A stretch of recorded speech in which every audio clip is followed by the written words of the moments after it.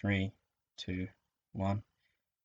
Hello, and you are listening to an episode of the Mindless Media Podcast. I'm CJ, and I am joined by... Lucy Bug. Oh. And we're talking about... What movie are we talking about? Moonlight. Which it came out in 2017, and I saw it for the first time for this podcast. I'm a fake fan in regards to, big Oscar movies.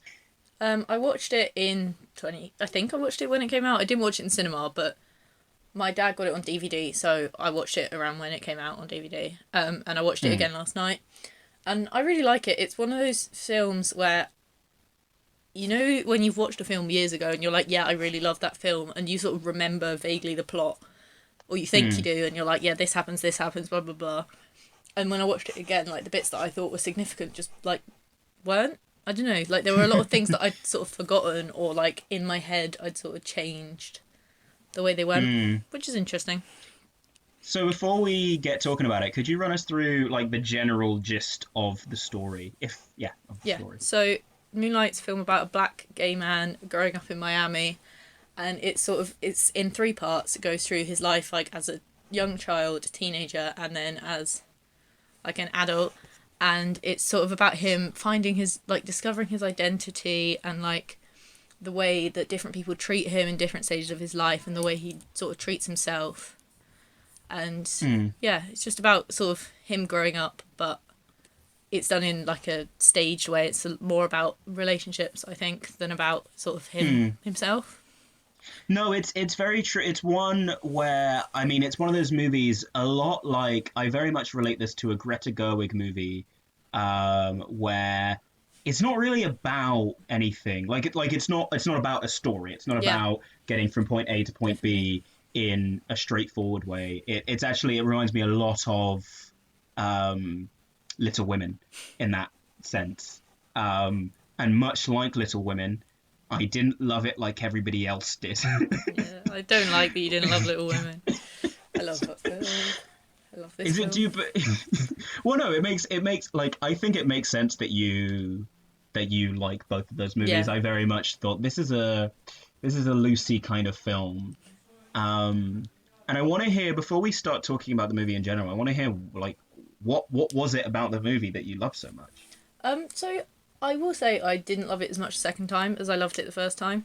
I still I enjoyed watching it, but I think I really like, it sounds so like, but I really like how emotional it is, and, like, intimate, and it's really, you kind of feel like you are, like, you know what he's going through, and you kind of feel like how he feels the whole time.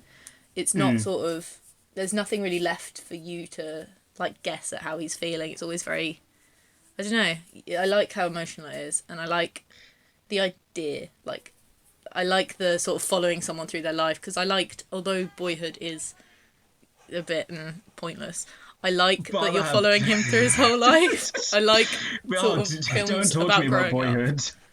No. Boyhood was one of those movies that just, I remember watching it as a kid, because I watched it when it first came on Sky, like a year after it debuted, and I was sitting there with my mum, and it was like 2.5 hours. I was like, why are we watching this movie? It is so long. But all of the, like, what those films have in common, what those films have in common, Boyhood and Little Women, and this film, is the sense of empathy. Like, I don't think Boyhood was made for me. I think Boyhood was made for all those parents who have watched their kids grow up. Like, my mum cried at the end of Boyhood. Yeah, no, I think everyone's mum cries at the end of Boyhood. You cried during Little Women several times. You cried the whole way through. You has two sisters and everything else. And I don't know if you did cry during this movie. I actually didn't, but I very nearly did at the end. I find that, like, there's a lot of emotion going on in this film, but I don't necessarily empathise with it. And also, I don't know, I think it's most emotional at the end, basically. It's one of those where you kind of get to the end of it and you're like, whoa, but you're not crying the whole way through, because there's not necessarily the big, like, shock emotional things that happen. I don't know. It's interesting, because I would think, and we'll get into, like, the identity stuff in a minute, because I think you've got some interesting stuff to talk about it in that capacity. But what all of those movies, what Boyhood, what Little Women, what this have in common with my experience to them is I just don't relate. I don't relate to being a young woman with many sisters. I don't relate to being a parent. And at the time I watched Boyhood, I didn't relate to being the boy either. I was still kind of in the midst of that development. And with this, yes, I'm a person of color, but I don't think this is really about the experiences of people of color, of African American men or black men in general. Like, it's related to it, but it's not about I got to the end. It's not about it, and I got to the end, and he was talking about his relationship with his sexuality, and I was just kind of like, that's really emotional. That's really cool that this movie exists, but you've not touched me in any way. Which, I guess related to his final comment. I don't like you. Yeah, no, I definitely, that was kind of one of the things I was going to talk about with like intersectionality, identity and stuff in the film. Like, it's not necessarily about it, but I don't know if we want to go into that now. No, yeah. Are we chronologically doing it, or are we not? Oh Lord, no. We did that with platforms, and I thought that was the worst idea. We stopped doing that for a reason. We stopped doing it chronologically for a reason. Doesn't really work. It does not work. Yeah. So, like, granted, isn't exactly organic, my own thought, but I was reading a thing about, like, intersectionality in terms of this film and how it's not, like, in general, the parts of your identity aren't separated from each other. You're not black and gay separately, or, like, a woman and black, or whatever. Like, all the parts of your identity do link, and it's got different connotations, and I think the thing I really like about this film is the fact that it's about a gay, black, poor man and, like, his life, but it's not at any point about the struggle of gay people or of black people, or, like, it's a bit about poverty in terms of, like, his relationship with his mum and, like, him becoming a drug dealer in the end, and, like, there's bits that are related to him being black that obviously you're supposed to react to, like him getting sent to jail for hitting someone in the head at school and, like, things like that. There's bits of it through it, but I think it's not about it, and I think that's really nice. As much as it's one of those things, as much as I don't think I think my relationship with the movie is very difficult because I can't get rid of my association with how people reacted to the movie. I think if I saw this film in isolation, I would have experienced it very differently to the blow up of the movie. Because I don't think the movie is about that, but I think the accolades the movie got, I think the wide amount of attention the movie got was like, oh my god, guys, it's this movie and it's got a gay black man, and like it was the notion that this was the first time this had ever been done. Yeah. When that just simply isn't true, in many different regards. And like I don't know if that, like, from what I can tell of your experience, it's very different to how I've heard other people talk about it. Because the way other people have talked about it, I listened to the Curzon Theatre podcast where they were talking about the movie, and I was waiting for it, and I was waiting for it, and I was waiting for it, and it popped up. It was like, this is just so new, like nobody's ever done this before, and I'm like, that's just not true. Yeah. You've paused. You okay? Sorry. No, you're. It's fine. This is the audience is going to have to deal with the fact that this is like we're not in the same place, and we have the same technical issues as everybody else. But do you ever feel affected by, like, mass opinion, public opinion? Definitely. I think I watch films with a massive sort of, like, how other people see films, and I'm really bad for it. For, like, when everyone loves a film and I watch it, I'm like, oh yeah, nice film. And then I kind of get out of that initial period, and then you sort of think about what you actually thought about the film, and you're like, oh no, that was terrible. I can't think of an example, annoyingly, but I'm sure your opinion on Little Women is gonna be different in 10 years' time. Yeah, probably. But Lady Bird, actually, I don't really like anymore. Weirdly, that's another. I don't know why you liked it to begin with. Because I don't know why anybody. It was great. It's a coming of age film. It makes me happy. Booksmart, I hated also. I really wanted to love Booksmart. I didn't hate it. That's really harsh. I don't think I've seen Booksmart. This isn't just Lucy's opinions on films, though. So, we could do Booksmart. No, but okay, Booksmart. We'll think about books. No, but it's important because this is like this. Definitely. I got this down, and I didn't think we'd have the Oscars conversation so much at the front of it, but it feels at the right time of like Mahershala Ali, who plays Juan, this drug dealer who takes in, is it Chiron? Chiron. Chiron, you're right. It's Chiron. We got this. Cool. Got it. This drug dealer who takes in Chiron. Mahershala Ali won an Oscar for that role. And the only reason I think I could possibly tell he won an Oscar, supporting male supporting role Oscar, is because they really wanted to feel inclusive. And I just don't think, based on his competition that year, which I looked at before and I don't have it on my screen right now, but based on his competition that year, I really don't think it was deserved. And I, for us to get ahead in life, we need to not be giving movies Oscars just cause, or like, hey, it's the black movie, let's go give it an Oscar because we're feeling good. We need to appreciate movies for their quality, and I don't know if you disagree with me on that one, whether he actually did deserve it. I didn't know he won an Oscar for it. I also don't know who the competition was, but I think that this movie did deserve Best Picture. Really? I really like this film. And I think it's nice. I don't know. I'm not a film critic. I do think, with my limited sort of expertise on the subject, I think it did deserve that. Like, certainly over La La Land, which was, that was the whole thing of them accidentally giving La La Land the Oscar. So here, and I might take it back. I maybe don't think it should have deserved Best Picture, but I'll have a look at what it was up against. So for that year, for 2016, it was Mahershala Ali for one in Moonlight, Jeff Bridges as Marcus Hamilton in Hell or High Water, Lucas Hedges as Patrick Chandler in Manchester by the Sea, Dev Patel as Saru Burley in Lion, and Michael Shannon, Lieutenant Bobby Andes as Nocturnal Animals. I will say I've only seen Lion off that list.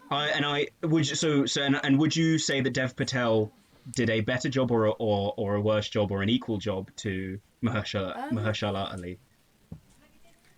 I liked him. I think he did a better job because I think he was playing a more challenging character. I don't know if that's bad. I don't know. No, that's not bad to say. Say what I want. No, that's not bad to say at all. But yeah, I think his character was more complex in that it's just, I don't have to explain that. It just was. And I think he did a better job. And I don't know what the other ones were like, so I can't comment. But I think I would have given, if it was just him or forgot his name. Then, Dev Patel and Mahershala Ali. Yeah, I would have given it to Dev Patel. But I agree. I can only agree with that one. And that was because I hadn't seen the other ones except for as well a Lion as well, and I wanted to know whether I was screaming into the abyss because I was just wrong. But it was one of those ones where I'm very happy it went to him, but also like you get into this. It's the Oppression Olympics, which is a really fun game. I don't know if you've ever. I don't know if it happens like you as a LGBT person identifying as. Yeah, I am. It's been a month and a half. I maybe don't know you anymore as well as I used to. But no, so like I don't know if you get into it as well, but there's certainly this thing that kind of pops up like if you're a black person talking about slavery, somebody who's Jewish will come up and talk about the Holocaust, and then somebody who's Indian will come up and talk about like British colonialism. And it's not always there, but there is like this sense of like, hey, I got it worse than you do. And there is certainly an extent to which I would argue that people voted for Mahershala Ali more because they're like, hey, we need to give African Americans a bit more cred, and Dev Patel.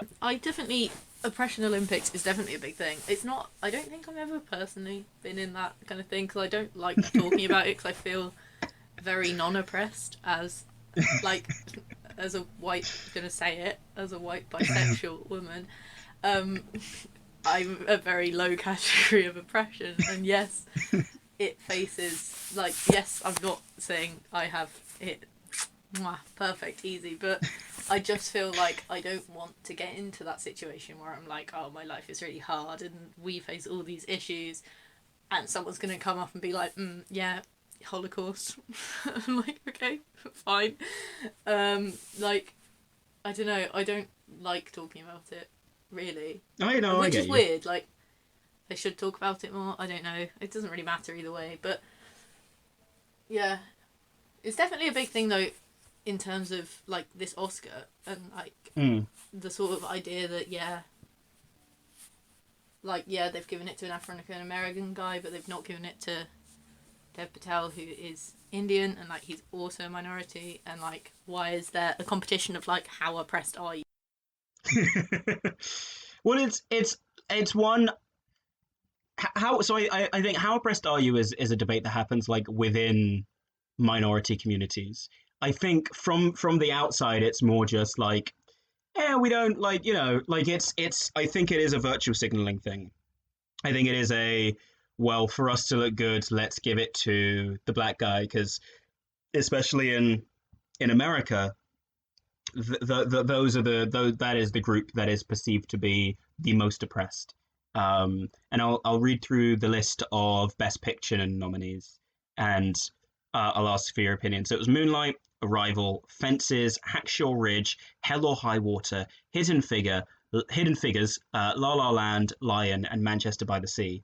And I know there is at least one movie on that list I would rather watch more. Like if you said Moonlight or this movie, I would pick the other movie. And I wonder if you have the same thing.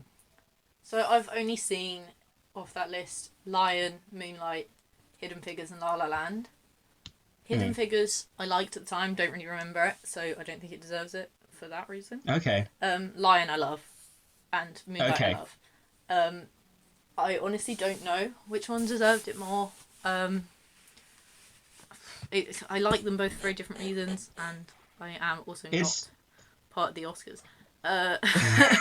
This isn't my job or my forte, but I think Moonlight deserves it out of the ones that I know. I think it's valid to give it to that, but I also do love Lion, and I imagine you're going to say Lion. No, I honest to God, if you were to say, if you gave me all of those movies to watch, okay, to be fair, chances are I'd watch Arrival because I've not seen Arrival yet. I'm really bad when it comes to some movies. But I'd pick Hidden Figures. I think Hidden Figures is an incredibly engaging and well told story. Maybe it really flows. I highly recommend it. It's one of those movies as well that, like, beyond it just being a good movie, will probably have staying power because it's a history movie. Yeah. And so there'll be lots of like, Mr. Supply Teacher. Miss Nayland Francis isn't in today. What are we gonna do? It's like, oh, can we just look? I'm hungover. We're gonna watch Hidden Figures. Yeah. Just like shut the fuck up. I think that's a good point. I will rewatch that because, to be fair, I enjoyed it, and film about black women in tech. So always good. It has its issues. It has its issues. It has its moments, but fucking white savior much. But other than that, like it's fucking two white saviors as well. That movie's really bad. Anyway, do you pay attention to the Oscars? That's a question. Not very much. Not I very sort of much. vaguely know who wins Best Picture. And if something particularly controversial happens, I might know. I pay attention to the Oscars in the sense that to the extent that the Oscars go on to mainstream Twitter. Like, Okay, so pay you attention to pay them through attention to Twitter. like the highlights of People the tweeting about Oscars. the Oscars. But No, that's I it. I used to I probably like watched the Oscars. I would sit down, me and my mum, and we'd watch like all 3 hours, 4 hours of the Oscars. The way it works, like just for those who for you and for those who listen who don't know how it works, the people who vote on the Oscars are people in that field. So if you're an actor and you're a part of the Academy, you vote for Best Actor. And if you're a director, you vote for Best Director. The only thing that people vote for that is not that is cross departmental is Best Picture. So everybody can vote for Best Picture, but only a cinematographer can vote for Best Cinematography. And so like that element, really good, really cool. Um, the Academy is really not diverse. Um, Yeah. it very much proportionally based on age, based on gender, based on race, probably based on religion as well. Is very much not proportionate, and I would argue that there are racist and there are sexist elements to it, probably as you would have seen on your Twitter feed with like where are the women. I would ask you. I would What ask is you your what would you question? fix? Can it Well, be fixed? that's the question. It would yeah. What would you fix about the Oscars? This is something that not necessarily with the Oscars because I don't really know, but like in general, it's a big question in terms of descriptive representation in politics and in the rest of life. Of like, Mm, how do we make sure it happens without forcing it, without things like, as you said, with like Mashallah Ali getting the best supporting actor, and just like because they wanted to seem progressive. mm. It's like, how do we fix it without that happening? And I think that's really hard to do in any situation. I don't think it would be right to have like quotas or even like I don't know how you do it, but just getting more people of color into the academy. Like, surely that's not that hard. I put more blame on the audience. Um, I think that the attitudes of the Academy kind of follow the attitudes of everybody else. So, like 2012, um, Obama's been elected for a second term or about to be elected for a second term. Um, and what movie wins but 12 Years a Slave? And it's this kind of this staple of we're post-racial. Look, this movie about slavery and about the liberation of a black slave has won, and thus we're amazing. We're oh, you shivered there. Um, we are past our Yeah. history. Um, and now I'm sure with post Me Too we're going to see a lot of like I mean I'm surprised we didn't see um, Little Women kind of be this symbol of the success of Me Too. But we'll see. Well, I mean, Corona time will have affected this a bit, but we'll see what happens with the coming award seasons because I'm sure now that there has been real pressure put on the Academy,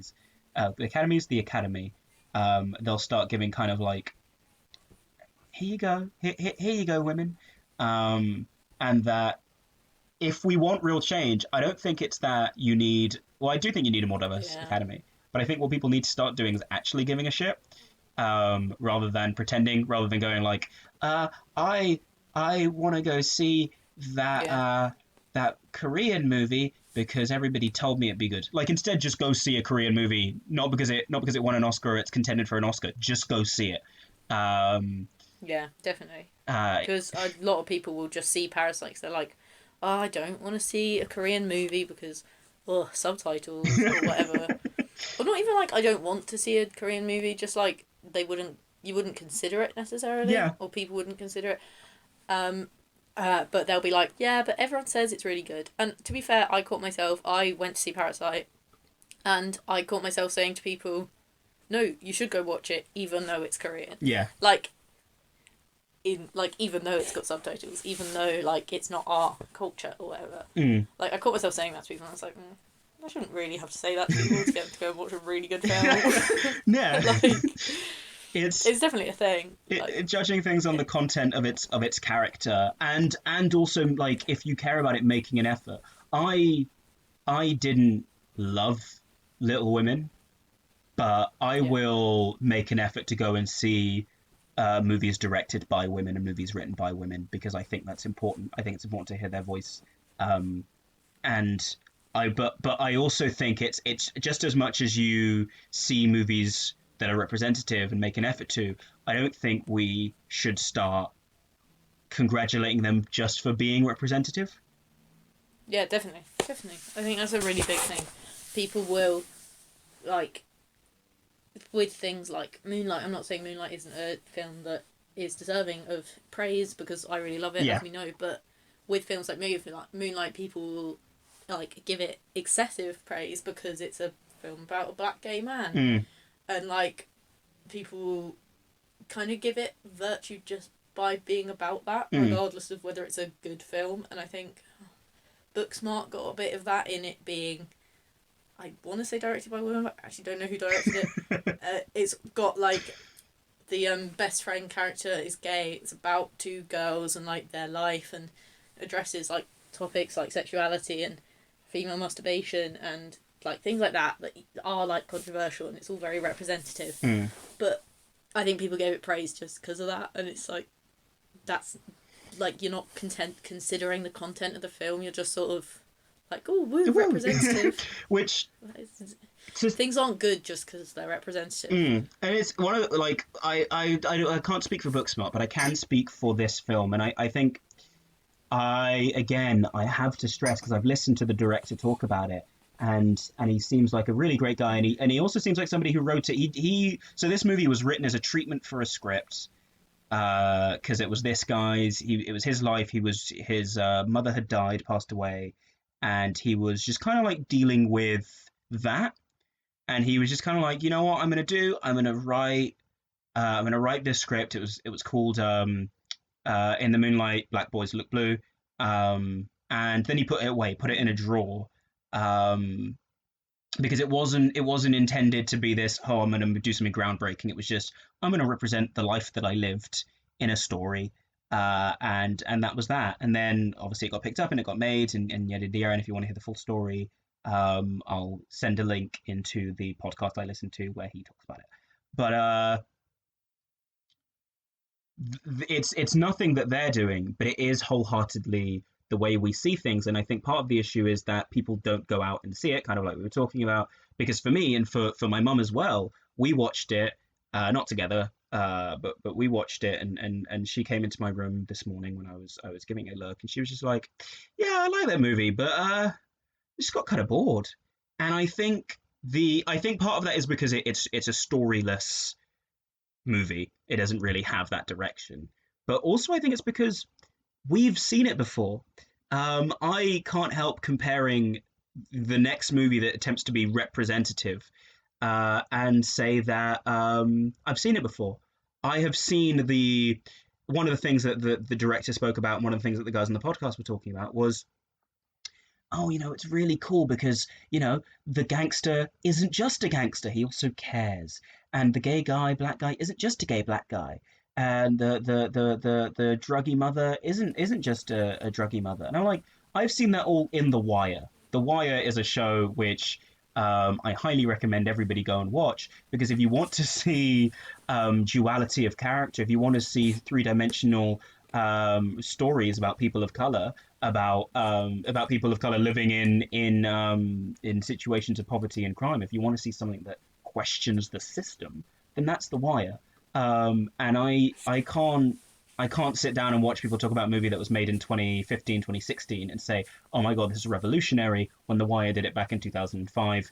And, we've had mainstream gay black characters since before 1992. 1992 being Will Smith in 6 Degrees of Separation, which is another good movie you should watch. But that was a rant. That was a very big rant. Sorry. No, I think you definitely have a point about it not being groundbreaking, especially in as much as I think it is good that it's about a gay black guy, but it's not about him being gay, it's not about him being black, and there's definitely tropes that it doesn't use. Like I was reading some stuff about sort of the LGBT reaction to it, and the fact that it's a film about a gay man who's not killed, and he's not used for a narrative about any kind of STIs. He's not used in that kind of way, or any political protest, anything like that. It's that's completely left out of it, and I think that is something that we can praise it for. And it's not necessarily groundbreaking. It's not the only time that's ever happened, but I think you have to be careful to have a balance between sort of praising something for what it's doing and just calling everything groundbreaking. Yeah. I think people do that a lot, and you want to seem really progressive by being like, wow, look at how sick this film is, because this has never been done before, but it's okay to say this has been done before and it's being done again. Yeah. There's countless movies about straight white people that have been done again and again, and that's fine, and no one says, oh, that's groundbreaking every time a new rom-com comes out. So you don't have to say it every time a new film about a gay black man comes out. You could just appreciate the film, I think. Yeah. And you can praise it for the things it does do that maybe are a bit more, sort of pushing that boundary again and further. But, I don't know, I think people jump to praise stuff that is more representative when, not that it doesn't deserve it, but you're not adding anything to the discussion by saying that. You're just sort of virtue signalling. Yeah, and I think what you said reminded me of a quote from Sunday in the Park with George, a really lovely Sondheim musical, where the character George is an artist, and in the final song "Move On," he kind of goes, I had nothing. So the line is, I had nothing to say. And then the response is, you had many things. And he's like, well, nothing that's not been said. And then her reply is, not by you. The important thing is it's not been said yet by you. And it's a really lovely, if we're giving minorities and people the chance to just say something themselves, even if somebody makes Brokeback Mountain 2, but it's from their perspective or from their life and they have that slight little edge. Fuck it, it'll be good. I'll watch it. Talking about tropes, though, I only say this because 2 weeks in a row I mentioned this trope, and I felt like I was shouting into the void again. I felt like I was saying something that maybe wasn't important because I was just nitpicking these two films in isolation. But my God, can I watch a movie where a black guy isn't violent? Can I do that? Is that okay? Yeah.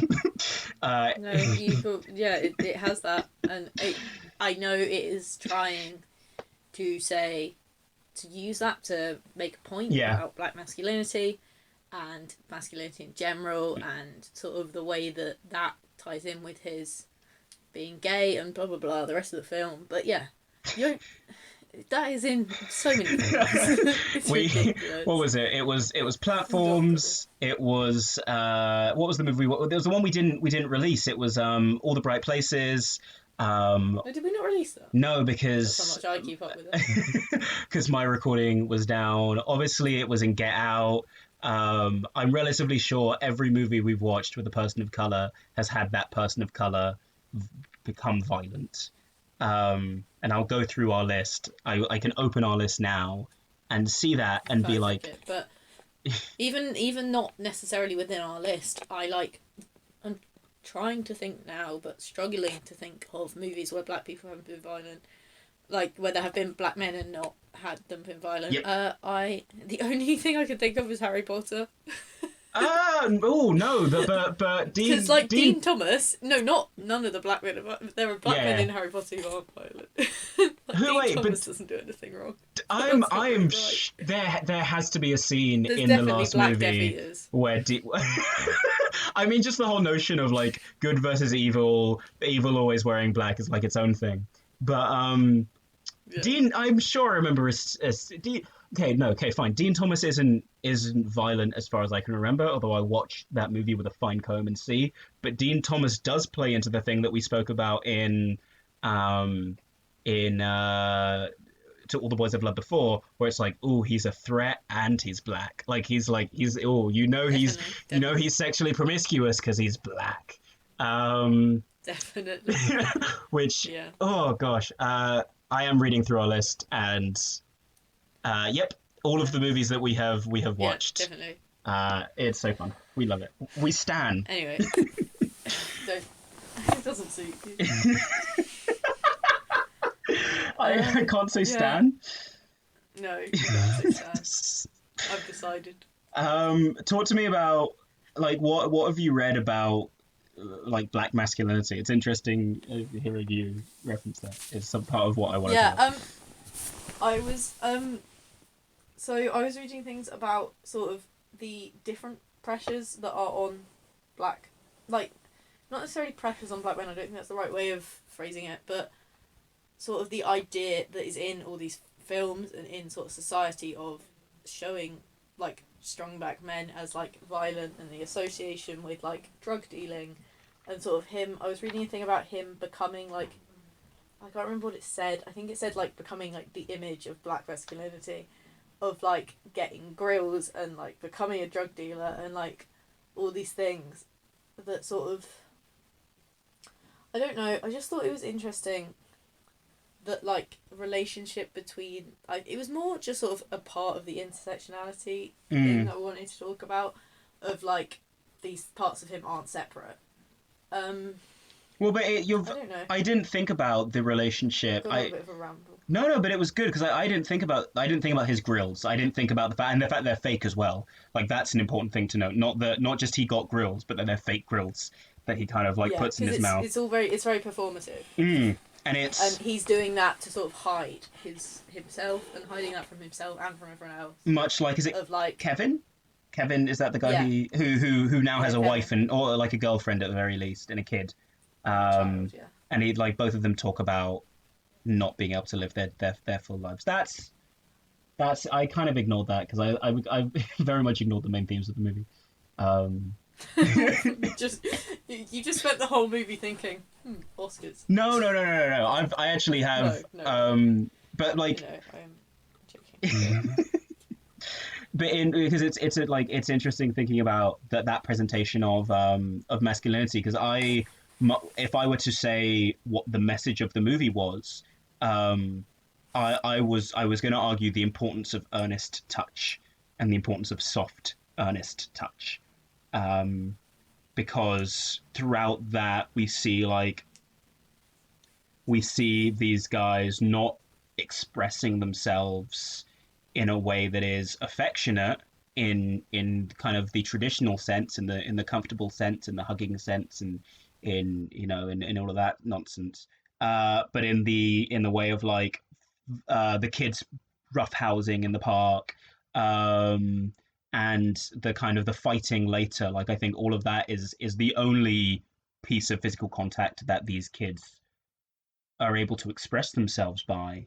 And the one kind of the final moment of the movie is him resting his head. Not sex. It's not about that. It's about them resting their head on each other, and about gently being able to like look after each other. And I think that kind of helps, like, links to your point of the initial presentation of masculinity is let's roughhouse, let's be hard, and actually. Yeah, definitely. And I think Kevin's a really big part of the sort of way this film talks about masculinity and about sort of putting on a front, because everyone, like, it's very much not a sliding scale. Like, all the boys beside like Chiron and Kevin are just like fighty lads. Like, they all have the same kind of personality traits in that sense, and like Kevin is the only person who Chiron kind of talks to normally, and also the only person who shows any kind of variation between that. Even in like being a chef, I feel like that's like a bit softer. Yeah, he takes on a kind of a like what we traditionally see as a female like job of being in the kitchen. Yeah. No, I don't know. it's true. He's the only character. He's the only male character, like supporting character, that is anything other than sort of the stereotype.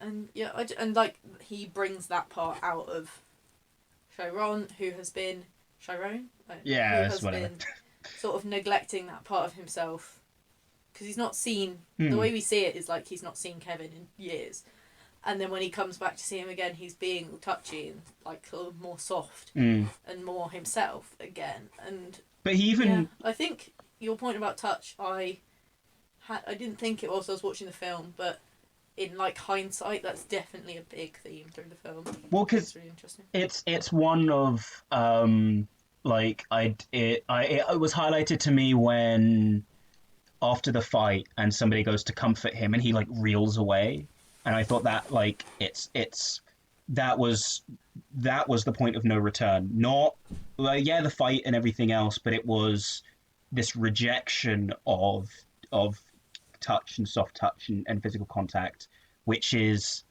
they kind of briefly, not, they don't mention it, but they kind of allude to it, of this notion of, and that's very prevalent within the Black community, of like, therapy isn't for me. Like it's not a place where you sit and you talk about your feelings and you become soft.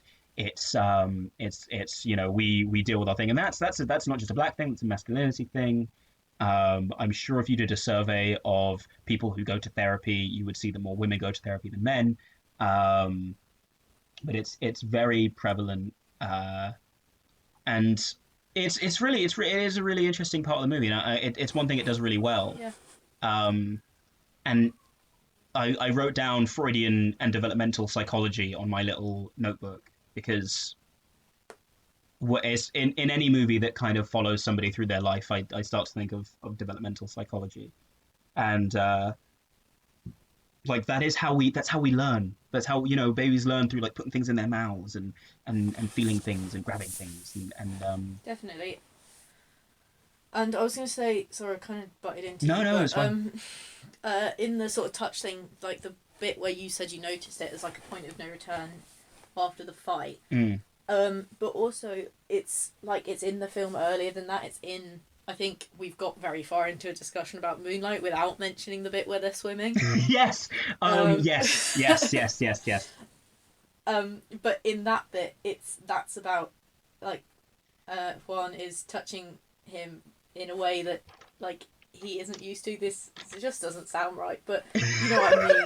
He's being gentle with him, and it's about trust. And there's a part in that scene where he goes like, just like put your head back into the water, like relax.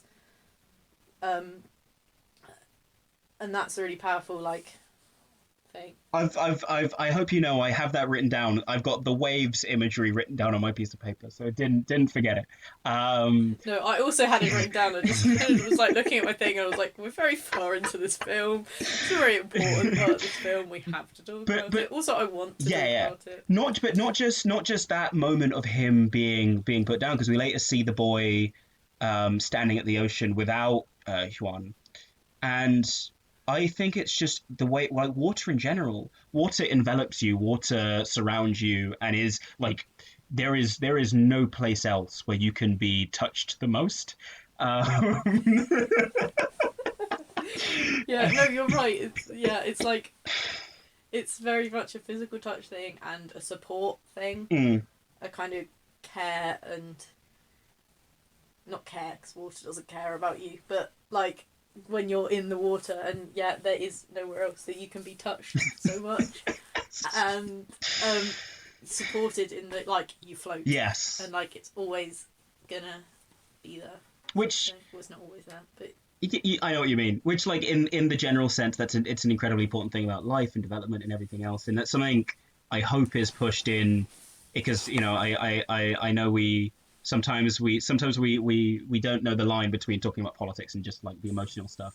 But like in our education system, we haven't really talked about politics. We've talked about a lot of things that are related to politics, like Oscar stuff and everything else. But in nursery and everything else, you know, it's not as important, or it's far more important, sorry, to teach kids about like being intimate with each other, like not in a sexual way, but in a general way, in being comfortable with each other. Like it shouldn't be that they stand around in a circle and learn about genitalia by like looking at your mates and then kind of running off, but it should be something that we're all just kind of very being able to be open about. Yeah. Um, and yeah, did you have was there anything else, any issues, any loves you had for this movie? Um, I don't know. I didn't really have anything else to say. Like, not nothing else to say, but like, I didn't have any other points down about it. I wrote, yeah, I wrote a bit about poverty, but I think it's just not necessarily about it. I was just thinking that's quite political. And I literally just wrote poverty. So I think that many argue that Juan disappearing, because he just kind of like dies at the end of the first act, is why Chiron ends up where he does, why he ends up kind of being very violent, because he lacks that fatherly support.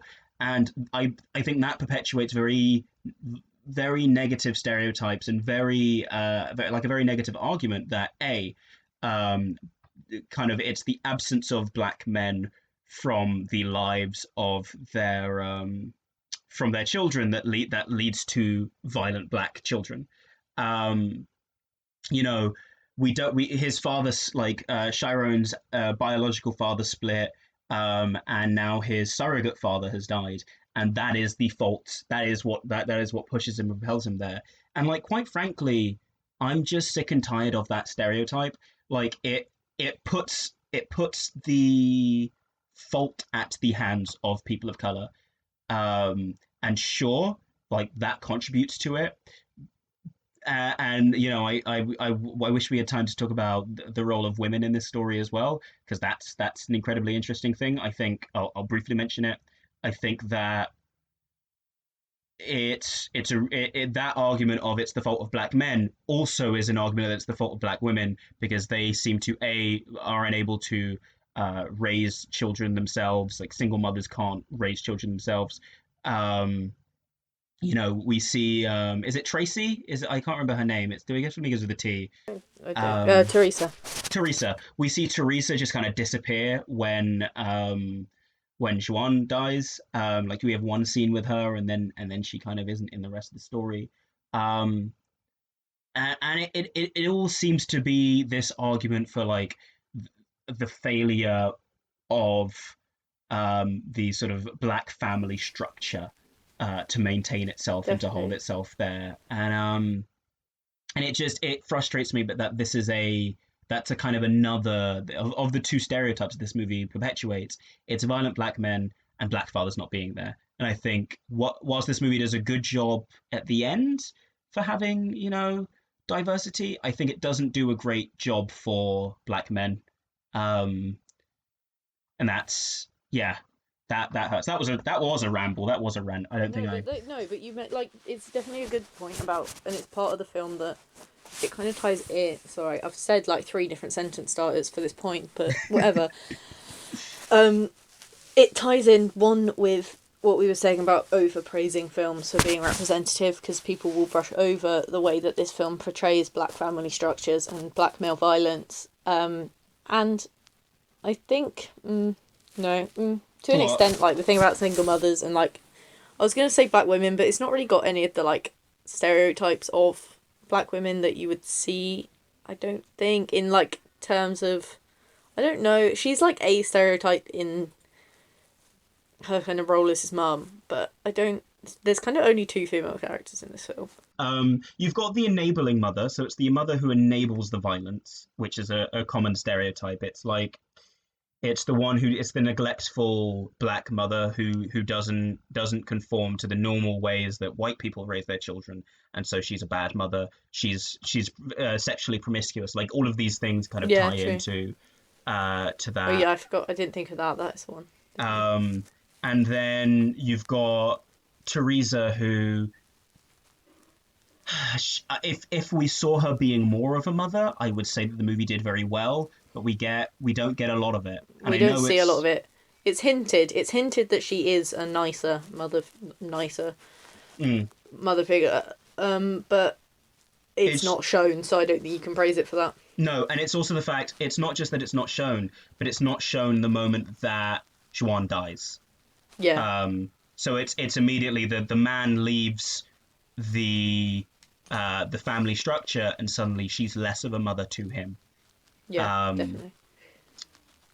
But it told the story that it had to tell. But this was something that really kind of came to light.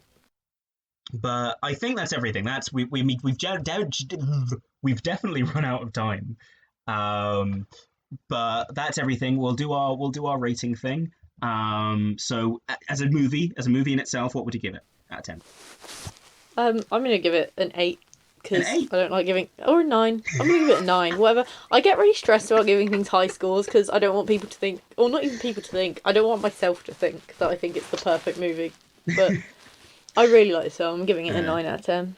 6.5. Sustained a second viewing. So, okay, wow. Yeah, so 6.5 for me. I'll do a second viewing in like a couple months' time, and I'll see how I feel. With political messages, how would you rate it? See, the last bit of conversation really changes how I feel, because in terms of how it portrays, I like the way it deals with the intersectionality of him being black and gay as separate but also intertwined. I like the way it portrays that sort of element, and that is it's not groundbreaking, but it is something that we don't see a lot of, and it's a good story to tell. It's an important story to tell, but definitely it has damaging stereotypes of black people throughout. So I'm gonna give it a 7. Okay. I think it does well, but it's not perfect. Yeah. And you can't expect it to cover everything, I think, is one argument that I would give in favour of it, is that it can't portray everything, which is something we've said before. But, yeah. Man, you guys got to watch The Wire. Fucking hell. I will watch The Wire. Should we do an episode on The Wire? I keep thinking about the best way to do The Wire, and part of me actually wants to say we should do a separate podcast about The Wire because I love it so much. And just I'm not being on that podcast. You don't have to be on that podcast. I just love to do like an episode a week, and just talk about it like each week, or like an episode a month. I don't care. But yeah, because I think yes, you can't do it all, but I think you can, and I think TV shows help. And I wanted to say that actually when we were talking about the Oscars, I wanted to say I don't think that people of color and black people specifically are going to succeed in getting representation in movies first. I think white women need to do that first, because that seems to be how we work. White women like lead, and then everyone else follows. Yeah, definitely. And I think we're seeing that. Like we're seeing that with Me Too. We're seeing that with Wonder Woman. With everything else. I know you have to go in a minute. Yeah, I don't want to cut you off, but my family want me to come on a state-mandated walk, and we've got a shopping to be back for. Okay. But yeah, it's all very quarantined. White women and TV shows are hopefully going to lead the way. We'll see what happens. But with that, we shall go. I have been CJ Simon. I've been Lucy Berg. And this has been the Mindless Media Podcast. Thank you for staying for so long. Thank you. Bye. Bye. Okay, and we hope you enjoyed that. I'm sorry my audio was a bit off. I was sitting on the floor because my chair is incredibly squeaky and I like to move around. So my thing was a bit weird, and towards the end, Lucy's was a bit off because she was rushing around and getting ready to go, and I think her mic was rubbing on her. But anyway, that's that.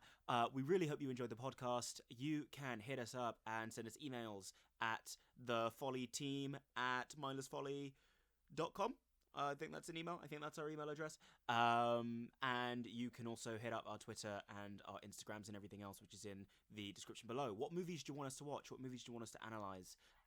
And do you agree with everything we said? Are the Oscars racist? What can you do about it? How can we fix all these problems? And was Moonlight a good film? Did you agree with what we rated it? Hit us up, send us those messages, follow us, give us a like, give us a subscription. This is going to be our first episode on YouTube, and I think every other episode from this one will also be up on YouTube. That's Mindless Folly Productions. And yeah, hit us up. This has been the Mindless Media Podcast. Hope you enjoyed. Next week, not sure what we're doing, but if you follow our social medias, you will be the first to know. Thank you for listening. I've been CJ Simon. That was Lucy Bug. And this has been the Mindless Media Podcast.